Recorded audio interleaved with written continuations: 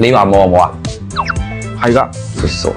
嗱，你真係唔使擔心啊！我一定幫你揾到最紙最冰嗰條。唔係啩？你唔夠啊！咩唔夠啫？要嗰種分草嗰種紙啊，知唔知啊？跟住總需更加好少少㗎。出去揾你出咗揾到我算你叻啊！我真係叫你起哥你揾。係好點啊？喂，真係走㗎！哦，見到未啊？市場上邊啲貨先夠靚啊嘛！呢個龍種紙，你呢個紙咧起貨出嚟爆晒出嚟嘅，我就係想要呢種紙，知唔知？哦，呢個睇下呢個綠咧，我同你講睇啦，啱好咧見到個綠絲巾啦，就係要呢種綠絲巾就鋪滿晒成條手巾，加埋兩種顏色起身，先至係我想要嗰種嘅，同阿靚姐想揾嗰種啊！啊，真係啊，小白龍真係唔夠靚啊，繼續揾啦！你冇話喎，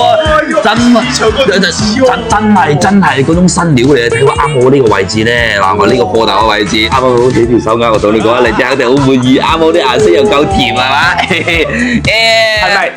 揼一聲啊！你咪揼一聲啊！真係唔知個價揼唔揼一聲先嗱。呢隻嘢咧，因為辣手啊，市場都唔知㗎。我肯定啦，我過嚟揾得你，肯定要新料㗎啦。作為兄弟嗱，48,000蚊。所以話以後買翡翠揾邊個啊？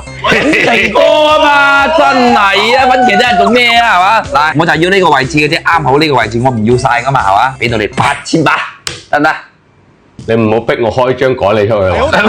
講呢啲，屌你老味！一日到黑你咪，我有意思。得，咪睇下你探下你底線先㗎嘛？唔係18000啊，意頭好啊！唔係，係咪？